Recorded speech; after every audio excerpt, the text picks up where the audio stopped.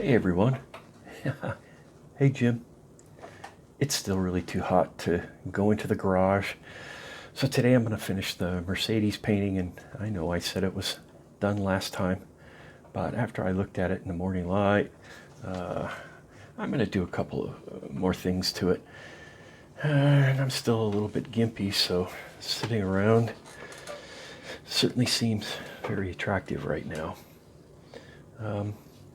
How about a story? How about a story about when I worked for the movie studios? Well, I got in because I had a little furniture business in Burbank in the 1980s. And I had friends who were trying to get into the movie production business. So that helped. We might have actually gravitated together because I had been a child actor.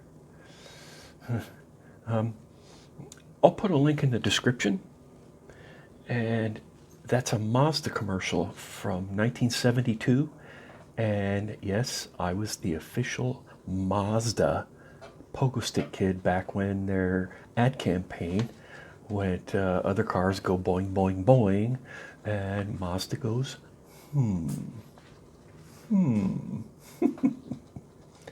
I'll wait. Okay, so not impressed? How about I was in a movie called Ben, the one about the rats. It was a sequel to the one called Willard. They've since done a remake of Willard. Ben won an Oscar, of all things, for music, for Michael Jackson singing the theme song. I was a kid actor in that movie, and I was actually attacked by the rats. They put peanut butter on my legs to make the rats climb up my legs. It was really fun. I didn't have a problem with rats. Let's see, how about I had a scene with Jodie Foster in a silly movie called Foxes.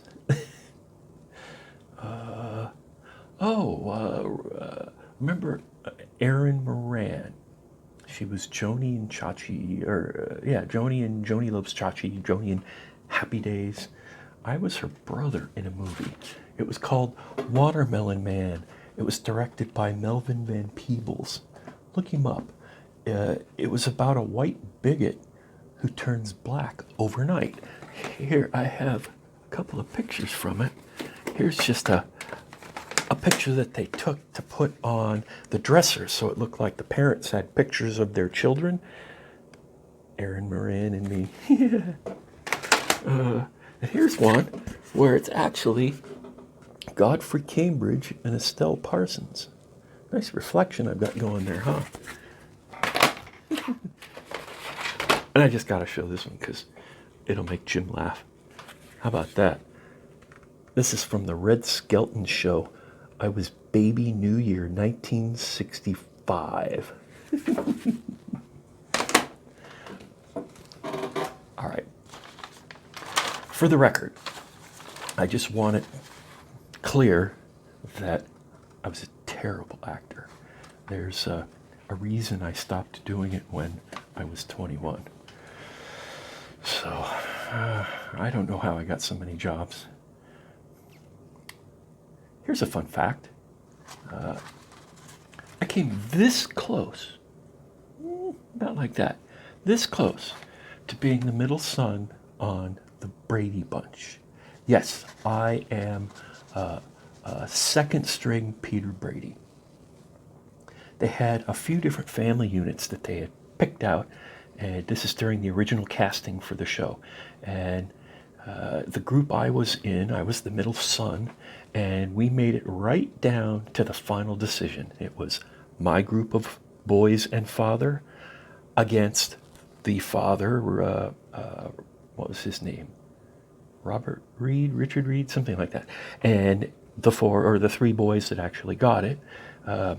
So it was down to just them and us. And they went with the other group. Thankfully. Oh my God. Can you imagine how bad life would have sucked after being Peter Brady? And no offense to the guy that actually was Peter Brady. He seems to have done okay with it compared to lots of folks, but I don't know. I think my life would have been a disaster if I'd have ended up actually booking that job. Dodged a bullet.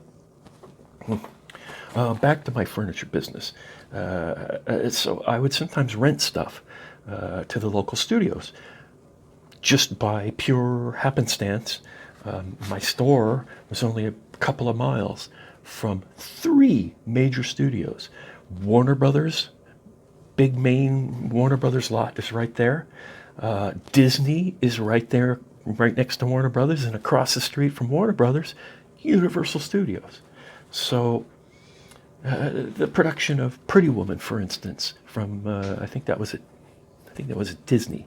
They came by my shop and they rented a pool table, and it wasn't to be in the movie. It was for Richard Gere to play on between setups or whatever. So things like that happened from time to time.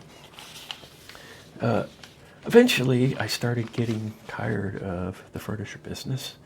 It was fun. I had a store, and then I started importing furniture from South Korea for a while, and then I even started manufacturing furniture in Burbank in a very small scale, basically custom stuff. So I was starting to get tired of that. So I started asking my friend Mark Woods, who had already gotten into the art departments.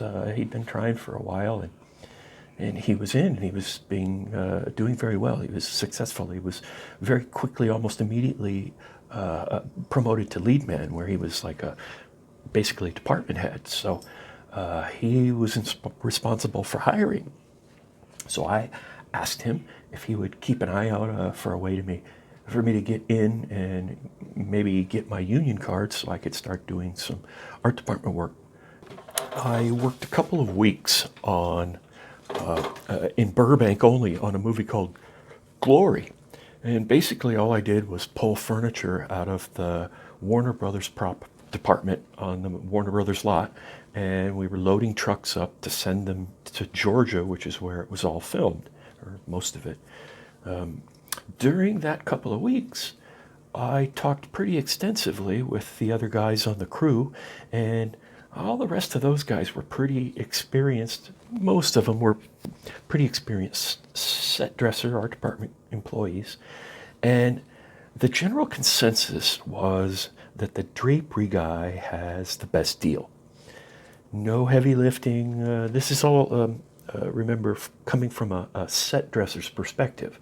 There were no drapery guys there saying this. This is just set dressers.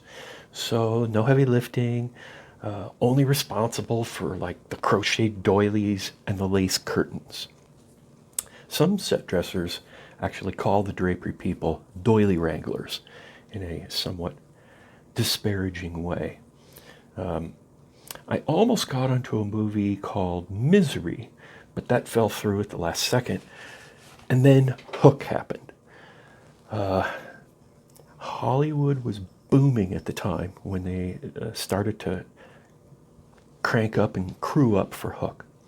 And the unions were at full employment in many of the crafts. One of the ones that they were in full employment was draper. Mark Woods called, and I started the next day.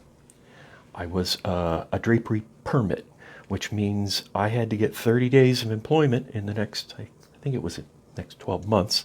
But of course, I was hoping to get it 30 days right there. But if I get 30 days of employment as a permit, then I could join the union, and I was golden after that.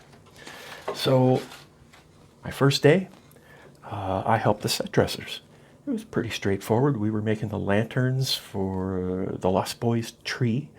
The sets that they were building, thank you, kittens. The sets that they were building were truly spectacular. When I got there, they were very early in their stages of construction, but the ship was already kind of starting to come together, and it was on many different stages, and the sets were very impressive. My second day, I met the drapery foreman on the movie, and his name was Ronnie Elmer. And there was about 8 of us sitting on a big empty stage at Sony Studios. There were 4 or 5 sewing machines on the floor of the stage. There were lots of big rolls of canvas, giant boxes of huge old manila-looking rope, sea of like folding tables, and I was kind of excited to see what was in store. The other 7 people that were there were all veterans of the trade and all worked at the Sony Studios drapery department full time. Ronnie walks in with rolled up blueprints, and he sees me after he scans the crowd a little bit, and he says, "You must be Mark's buddy. I hear you live on a boat. Is that true?" I said, "Yes." He says, "Great. Then you should be in charge of the sales. Can you read blueprints?" I said, "Sure." He hands them to me, and his pager goes off, and he left. First day. Well, second day.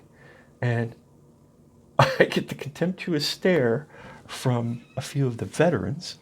They're thinking, this should be fun to watch. I'm wearing shorts, so if I keep dipping down, I'm defending my bare legs from the kitten that wants to jump up in my lap. And if I scream in agony, you'll know what's happening. Okay, I just solved the problem by picking him up. Now he wants down.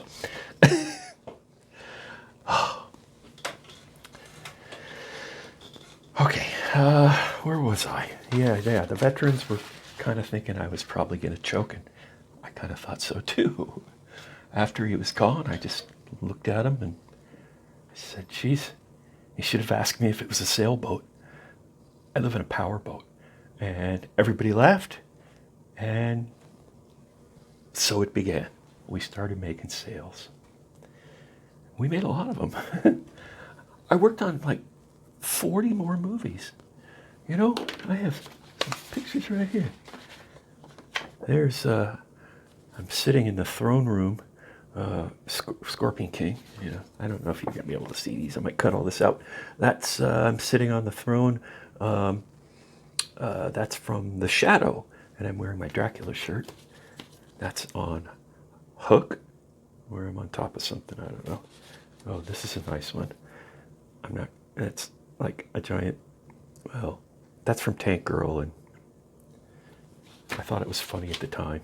That's my truck on set of Scorpion King, I guess.